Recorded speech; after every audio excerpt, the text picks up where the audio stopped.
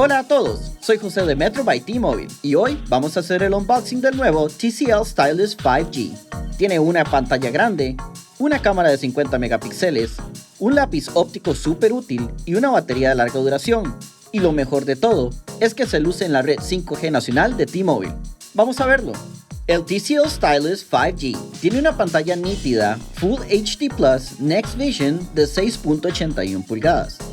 La tecnología Next Vision te brinda color, claridad y contrastes potenciados.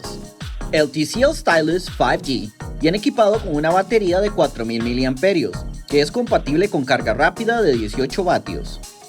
Encontrarás que el lápiz óptico es una herramienta genial para tener a mano.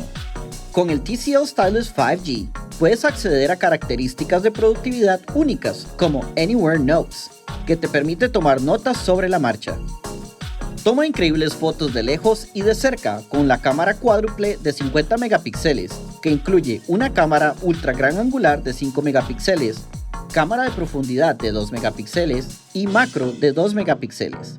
Adelante, tiene una cámara de 13 megapíxeles para selfies. El TCL Stylus también tiene color optimizado por inteligencia artificial, sustitución de cielo y borrador de objetos. El TCL Stylus 5G viene con 4 GB de RAM y 128 GB de almacenamiento integrado, y además tiene una ranura expandible para tarjetas micro SD para agregar hasta 512 GB más. Dentro de la caja tenemos el nuevo TCL Stylus 5G, la guía de inicio rápido, el pin para la tarjeta SIM, el cargador de pared y el cable de carga USB-C.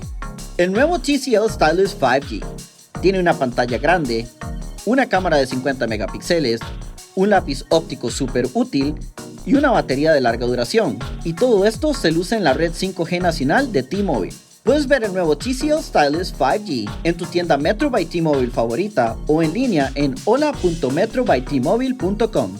No olvides suscribirte a nuestro canal, toca la campana para recibir notificaciones y quédate con nosotros para el próximo video.